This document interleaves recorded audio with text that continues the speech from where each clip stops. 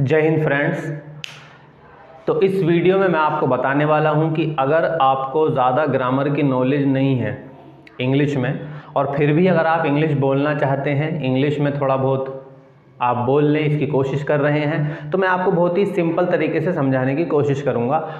तो मैंने लिखा है English speaking bye simple method, यानी कि बहुत ही साधारण तरीके से अगर हम इंग्लिश बोलना चाहते हैं तो कैसे बोल सकते हैं।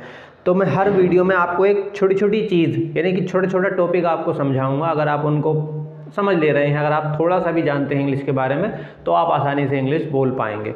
तो देखिए, पहला टॉपिक हम लेते हैं, विल ले लें। इसकी पहचान इस तरह से हो जाएगी, गा गी गे। आप इसको ऐसा मान सकते हैं कि ये भविष्य के लिए यूज़ किया जाएगा, यानी कि बहुत सारे सेंटेंस जिसको आप भविष्य के रूप में बोलेंगे और उसकी पहचान कुछ इस तरह से आएगी। जैसे मैं कह रहा हूँ कि मैं घर जाऊँगा, या वो मुझसे नहीं मिलेगा, क्या तुम वहाँ चलोगे मेरे साथ, तुम कौन सा मोबाइल लोगे। तो इस तरह की हम चीज़ें बोलेंगे। आई होप आप सेंटेंस समझ रहे हैं हमें किस तरह के सेंटेंस बोलने वाले हैं, कि क्या तुम मेरे साथ चलोगे, तुम अब कौन सा मोबाइल लोगे, अगली दिवाली पर तुम कहाँ रहोगे, ठीक है, या क्या तुम खाना खाओगे, मैं अब तुमसे नहीं मिलूँगा, मैं अब नहीं पढ़ाऊँगा, मैं ज़रा घर जाऊँगा। इस तरह की जो हम बातें बोलेंगे जो भविष्य को लेकर बोलते हैं, वो हम विल से बनाते हैं। अब इसके रूल्स क्या हैं, पहले ये समझ लीजिए कि हर एक बात 4 तरह की होगी। ये जो मैंने पहचान लिखी है, ये 4 तरह में आएगी। पहले हम बात को कहते हैं, दूसरे में हम बात को मना करते हैं, तीसरे में हम बात को कंफर्मेशन लेते हैं, और चौथे में हम सवाल पूछते हैं। उसका 5वां तरीका नहीं होता। सिर्फ 4 ही चीज़ों पर ध्यान दीजिए। जैसे ये है कि मैं इंग्लिश पढ़ाऊँगा, ये बात कहना हुआ। मैं इंग्लिश नहीं पढ़ाऊँगा, यहाँ बात मना कर रहे हैं। अब मैं कंफर्मेशन ले रहा हूँ खुद से कि क्या मैं इंग्लिश पढ़ाऊँगा। अब इसके जवाब में हाँ हो सकता है या फिर ना हो सकता है। तो तीसरा पॉइंट ये हुआ। चौथी जो बात निकलेगी वो सवाल के रूप में निकलती है कि मैं इंग्लिश में क्या पढ़ाऊँगा। तो 4 ही तरह की कोई बात होगी, या तो हाँ में होगी, या ना में होगी, या फिर आप उस पर कंफर्मेशन लेंगे, या फिर आप उस पर सवाल पूछेंगे। तो बात 4 ही तरह की होगी। जैसे मैंने लिखा कि मैं, या ये ले लेते हैं कि तुम घर जाओगे, ये बात हमने कह दी, ठीक है। और दूसरा तरीका क्या होगा, हम बात को मना करेंगे कि तुम घर नहीं जाओगे। तीसरे में हम क्या पूछेंगे, कंफर्मेशन लेंगे, क्या तुम घर जाओगे। अब वो जा भी सकता है या ना भी जा सकता है, तो हम इस तरह से पूछेंगे कि क्या तुम घर जाओगे। चौथे में हम सवाल पूछेंगे कि अब मान लीजिए उन्होंने कहा कि मैं घर जाऊँगा, तो हम पूछ रहे हैं कि तुम घर क्यों जाओगे। मान लीजिए इस तरह से पूछ रहे हैं कि तुम घर क्यों जाओगे। तो कहने का मतलब ये है कि कोई भी बात हमारी 4 ही तरह की होगी, तो हमें विल के 4 रूल फॉलो करने पड़ेंगे और हम इसको आसानी से बना लेंगे। अब रूल बनाने का क्या तरीका है, कुछ भी तरीका नहीं है, सिंपल सा तरीका है। सबसे पहले आपको क्या करना है कि सब्जेक्ट मतलब वो जो काम करेगा। जैसे यहाँ पर कौन है, तुम, हम सामने वाले को बोल रहे हैं, तो यू हमारा सब्जेक्ट हो गया। और कुछ भी हम ले सकते हैं। तो सबसे पहले आपको सब्जेक्ट चाहिए, उसके बाद आप विल लगाइए हेल्पिंग वर्ब के रूप में, और फिर लगाइए वर्ब की फर्स्ट फॉर्म। ये तरीका हुआ। अब इसका ये वाला जो रूल बनेगा, ये इसके लिए बना। अब इसके लिए रूल क्या बनेंगे, इसमें हमको नोट लगाना है। तो बस कुछ नहीं करना है, विल के साथ आप लगा दीजिए नोट, और ऐसे ही लिख दीजिए वर्ब की फर्स्ट फॉर्म। ये इसके लिए हो गया। अब इसके लिए हम क्या करेंगे, तीसरे रूल के लिए जो विल है इसको शुरू में ले आएंगे।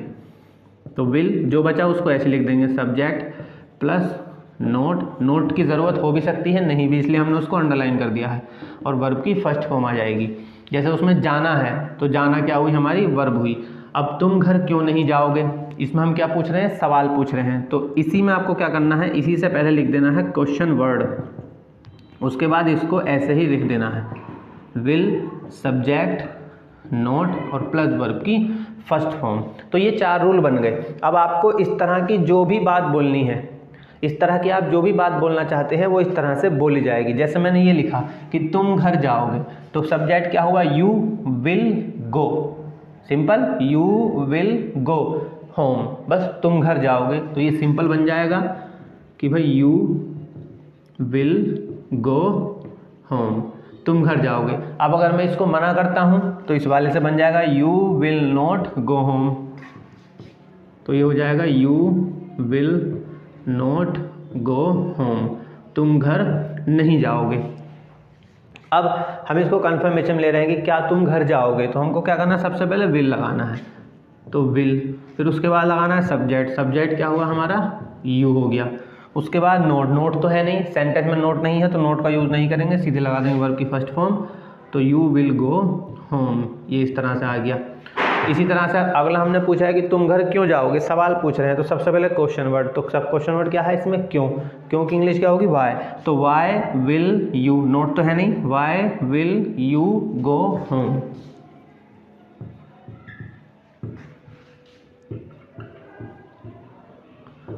तो इस तरह से हम बोल सकते हैं, यानी कि अगर आपको भविष्य के लिए कुछ भी बोलना है, कोई भी सेंटेंस अगर आप बोलना चाहते हैं तो आप बस विल का यूज़ करिए और ये रूल फॉलो करिए। जो भी आप बात बोलना चाह रहे हैं बस उसको पहचान लीजिए कि आप हाँ में बोल रहे हैं, ना में बोल रहे हैं, क्या में बोल रहे हैं, या फिर सवाल पूछ रहे हैं, और ये उसका रूल बनेगा। आप कुछ भी सेंटेंस बना लीजिए, कुछ भी आप आसानी से बना सकते हैं। अभी मैं इसको मिटा देता हूँ, ये अच्छा नहीं लग रहा।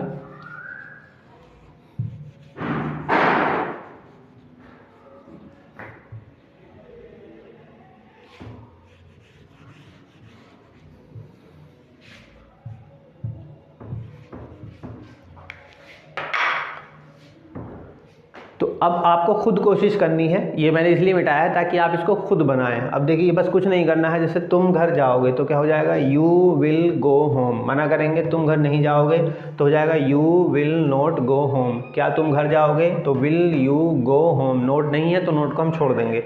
अगले में हमने पूछा है तुम घर क्यों जाओगे, तो why will you go home.